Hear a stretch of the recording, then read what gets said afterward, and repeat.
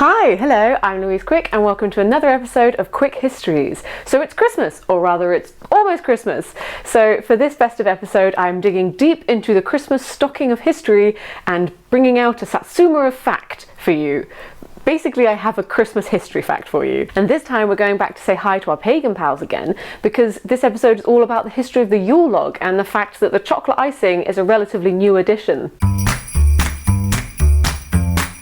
Yule logs used to be, well, actual logs. While it doesn't seem that surprising to point out that Yule logs were at some point actual logs, the chocolate cake Yule logs that we have today are just one of those strange Christmas customs that are very rarely questioned. Plus they're not that popular in the UK really, but it turns out that Yule logs in their log form have played a key part in British Christmases for hundreds or maybe thousands of years. And like many Christmas traditions, we have ancient pagan rituals to thank for the fact that a festive log is a real thing. Firstly, the word Yule is possibly the oldest word associated with Christmas that's still commonly used today, although not commonly, underused, very underused. It comes from the ancient Norse word Yule, which was a Viking festival celebrating the winter solstice, which falls on the 21st of December. As part of these midwinter celebrations, Vikings in certain communities burnt these mighty logs, and historians have referenced different reasons and meanings behind these great fires. Firstly, they could have been to honour the gods, they could have been to represent the sun and the promise of the coming spring, they could have been to bring good luck to the community, and also they had the handy tactic of possibly driving away evil spirits during the longest night of the year. And of course, when the Vikings eventually made their way over to Britain around about the 8th century, their Norse rituals came with them. The Brits at this time already had their own winter solstice celebrations, so it was quite easy for them just to adopt this Norse ritual of the Yule log. This in turn then merged with the practices and ceremonies of this small religion that was growing at the time called Christianity. Basically, if we skip over a lot of detail, by the medieval period, Christmas or Yule was celebrated quite widely in Britain, and the Yule log was a big part of that celebration. But you may well be asking, what exactly was the Yule log? Are we just talking about a regular fire? But no! While the history varies between time period and even between regions, one consensus is that the Yule log was a special log.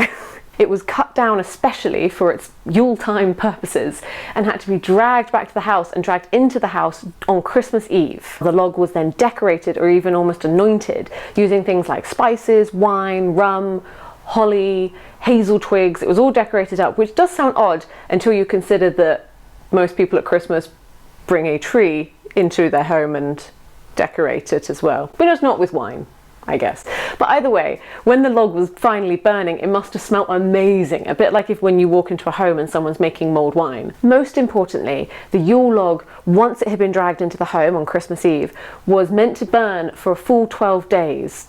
The 12 days of Christmas. Throughout history, there seemed to be a load of weird and wonderful rules and superstitions around the burning of the Yule log. First of all, the Yule log was meant to be lit using a remaining part of last year's Yule log, which you would have had to have kept and kept safe, I guess. Also, there's a whole load of superstitions around the bad luck that's brought to your home or community if the log was burnt too early or if it went out too early. And finally, once the log was burnt, the ashes were believed to have magical properties and if spread correctly could protect your house from lightning, which is very niche but handy. A handy tool. In certain communities, the burning of the Yule log was supposed to have a sort of cleansing or moral cleansing element to it, in the sense that you were burning away the sin of that year and starting anew. In that way, burning the Yule log is a little bit like combining bonfire night, New Year's, and Catholic confessional?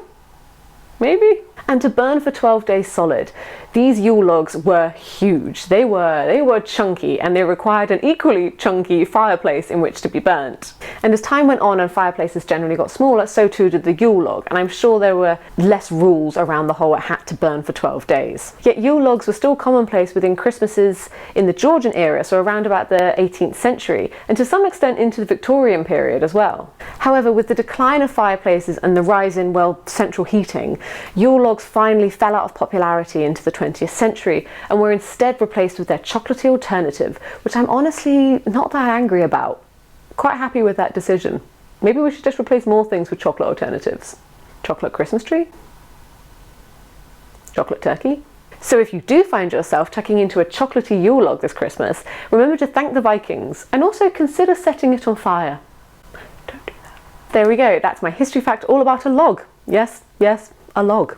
If you like this fact and want to share some Christmas cheer this way, then give the video a like, share it with your friends and family, subscribe to my YouTube channel, and you can also buy me a coffee or a mince pie on my Ko-fi page. Any support is greatly appreciated, and all money contributed to my Ko-fi page goes straight back into making these videos. Plus, if you drop a history request into the comment box on my Ko-fi page when you contribute, I will attempt at least to make a quick histories video all about it. Otherwise, I'm off to my local park to chop down a tree and drag it home here for Christmas Eve.